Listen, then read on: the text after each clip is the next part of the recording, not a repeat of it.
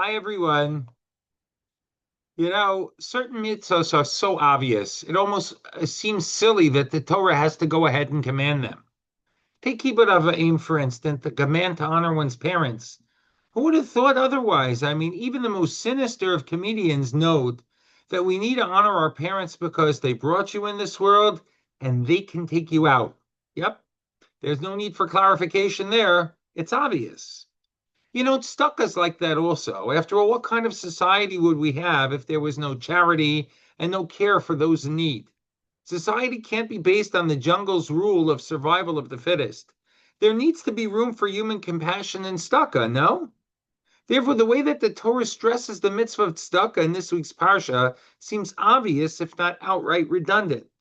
First, the Torah tells us, "Ki yeh b'cha evyon," if there be a pauper among you, me'achad achecha b'achad sharecha, among your brothers in one of your gateways, b'artzecha asher Hashem Elokecha nosein lach, in your land that Hashem has given you, lo se'amitzas lebavcha, you should not harden your heart, v'lo sikposes yadcha me'achicha evyon, nor should you close your hand tight against your impoverished brother.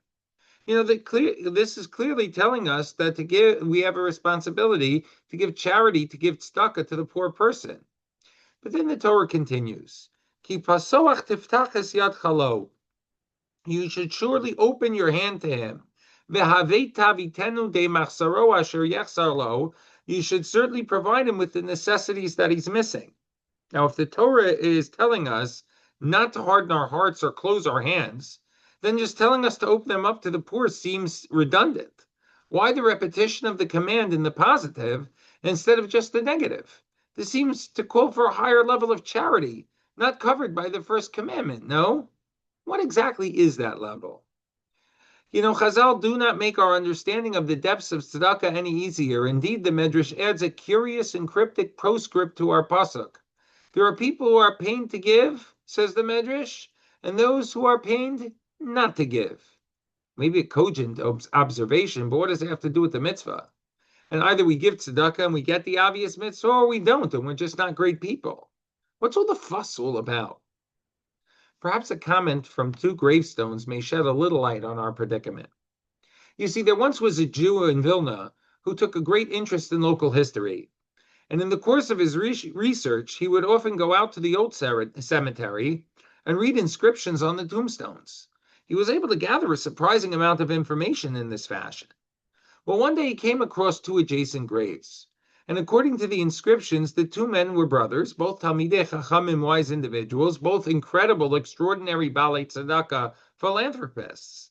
But strangely, the two tombstones shared an inscription from Eishes Chayil.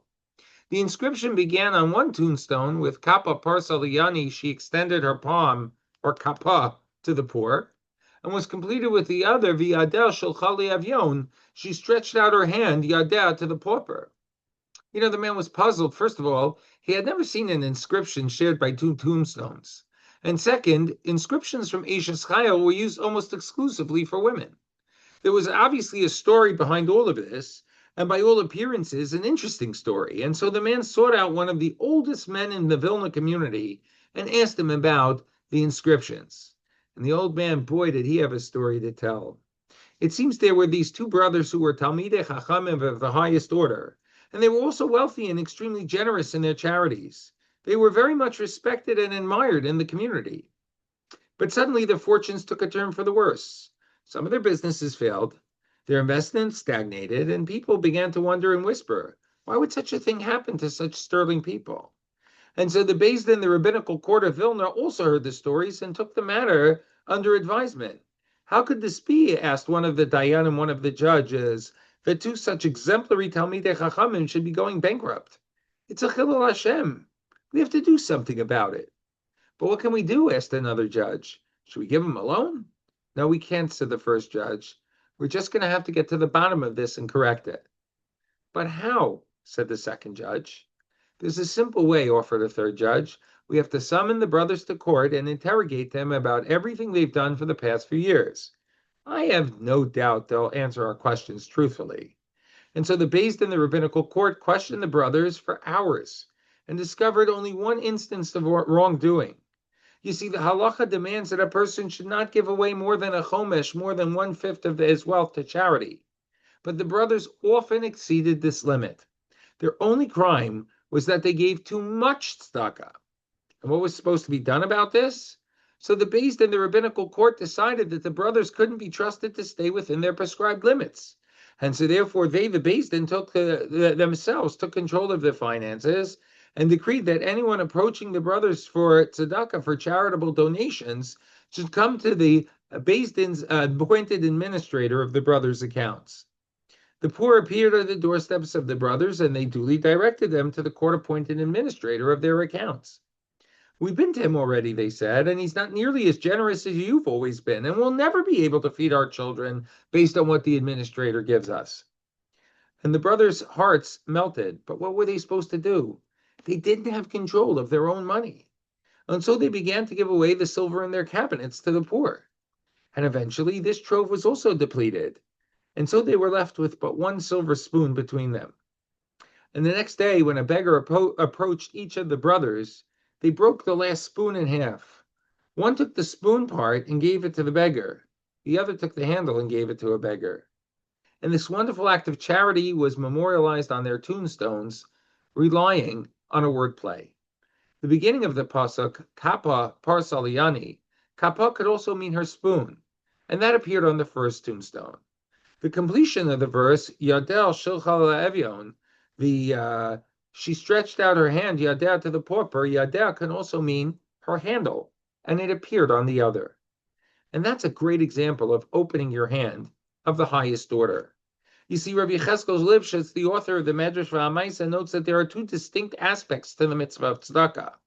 On the one hand, we got to give, and yet at the same time, we need to develop a proper mind step when giving as well.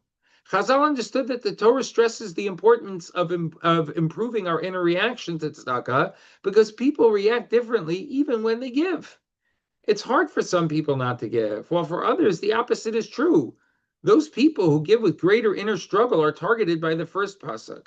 The Torah tells us, besides giving, we need to learn how to soften our hearts as well. And we can readily understand why it's difficult for some people to give. Many of us work very hard for our earnings. There's a natural reluctance to share that with those who did nothing to deserve them. And overcoming that reluctance is important. And how are we supposed to do so? We're told to remember that there's a mitzvah to give. Mitzvahs aren't just good deeds that we do because they make sense. Mitzvahs are commandments. They're Hashem's way of showing us how we can be more like Him and relate to Him all the better. He does tzedakah. He doesn't harden His heart in that process. We should do the same. He feels for those who need to make the request and wants to properly address those requests. So should we. It's not just about the money. It's not just about the money. It's about relating to Hashem and to the world that He built in the way that He wanted to, with rachamim and with compassion. You know, this Sunday and Monday, we usher in the month of Elul, a month that the rabbis remind us ushers in the season where Hashem is closer to us than any other time during the year. We would best take advantage of this time by trying to see things the way He wanted us to and live by developing a heart similar to the one that He wants, not the one that's hardened to those in our world who are in need, but rather the one that's pierced by the recognition of the needs of the world and offering the response that Hashem expects of us all. After all, Es levavcha v'es levav zarecha le'ava es Hashem. Elul opens one's hearts to love Hashem.